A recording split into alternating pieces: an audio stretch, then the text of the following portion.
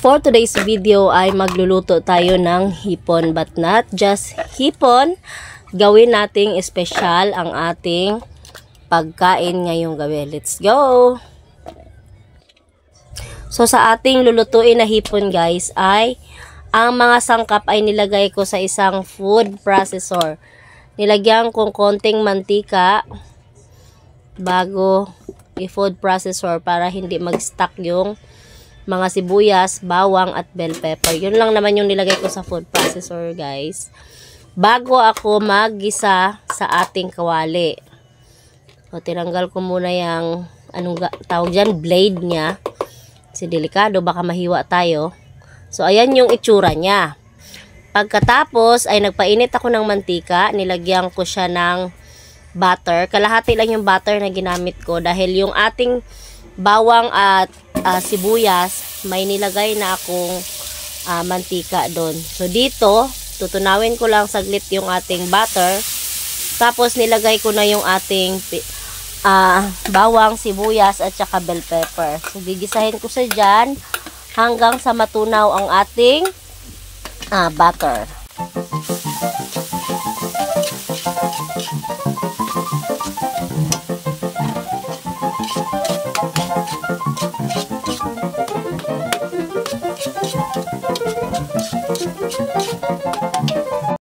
So, pag ganito na ang itsura niya guys, ay maglalagay na tayo ng kaunting tomato paste. Kunti lang muna. Tapos halo-halo lang. Ang bango. Parang kulang ano. Kasi gusto ko medyo mapula. So, dagdagan pa natin. Bilan mo nga ako ng ng Sprite sa bote. Tapos oyster sauce. Yan na. Halo-halo lang. Naan natin yung apoy. So, ang ganda na ng kulay. 3 oyster sauce yung ilalagay ko. Ito kasi ay free lang to sa deliver sa amin. So, hindi natin tipirin sa oyster sauce.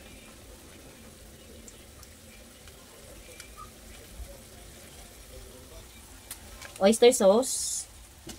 Ay, tika lang. Ligpitin natin itong kalat. Bilan ba ako maliit na Sprite?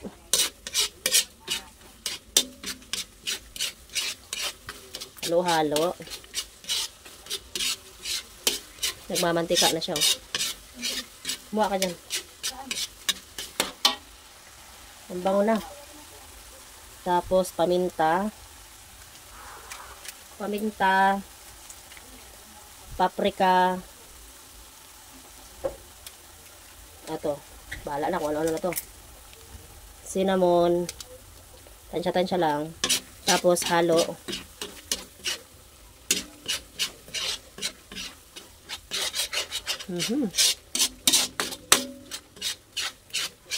ang sarap, tikman natin. Nga.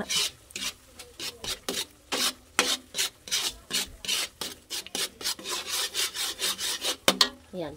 Tapos, saka natin ilagay yung hipon. Wow! Yan, halo-halo.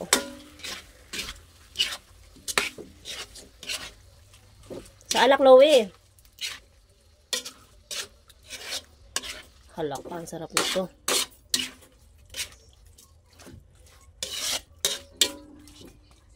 Yan, wait lang. So, ito na guys. Sus, kabuglaw pa sa Sprite. Yelo-yelo man to.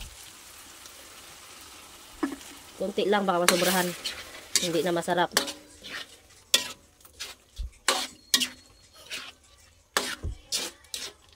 Grabe ang sauce niya, oh. Yung ano to giniling na sibuyas. Sibuyas, bawang, at saka bell pepper. Ay, sus. Yung sauce pa lang niya, ulam na. Tapos, ako apang butangan og cheese. Nagahi na ang cheese. Kasi dapat kasi yung mga tirang cheese, ipa-plastic. Nakalimutan ko, dito banda o tumigas na siya. Yun ang gagarin ko. Na, hindi siya magadgad. Kay gahi. Ayan.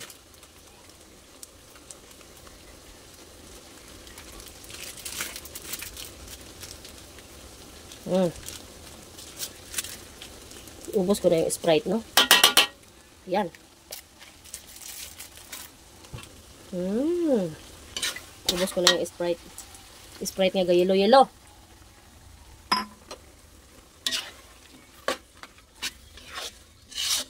Sus, ginoong ulam to.